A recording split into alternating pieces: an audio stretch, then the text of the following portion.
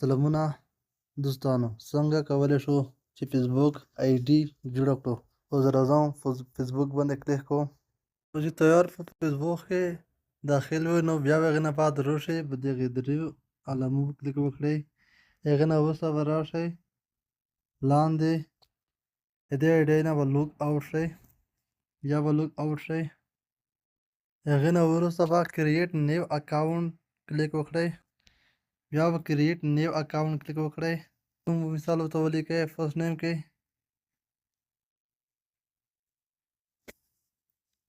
لاست نیم کې که تخلص لیکئ یا کورنۍ نوم یې ته لیکئ چې هر نوم یې ته لیکئ که نه یې لیکئ پروا نه کوي. بیا به یې نیکسټ کړئ. هغې نه وروسته به ستاسو د زیږېدنې نیټه څه شی ده. ستاسو زیږېدنې نیټه به یا په تذکره کې وي نه به ته کتلی شئ یا د پاسپورټ نه.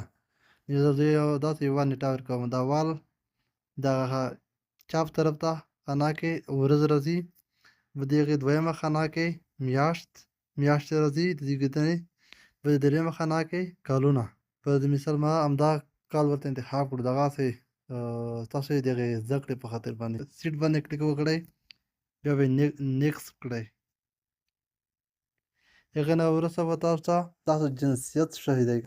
تاسو به که زنانه وي فیمیل کې به چیک ولګوئ. فیمیل کې که نارینه وي په میل کې به چیک ولګوئ. که بل شی مثال نر ښځی یا روباټ هر څوک وي یا جوړولی شئ که نه بیا به په دې خانه کلیک وکړئ. تاسو به نه پوښتنه دې نه کوي بدلونی پسې تاسو به که نارینه وای په میل کې به چیک واچوئ. بیا به یې نیکسټ کړئ. هغې نه وروسته تاسو د ټلیفون شمېره شی دی هغه نمبر به هم ورته ولیکئ همدلته موبایل نمبر کې.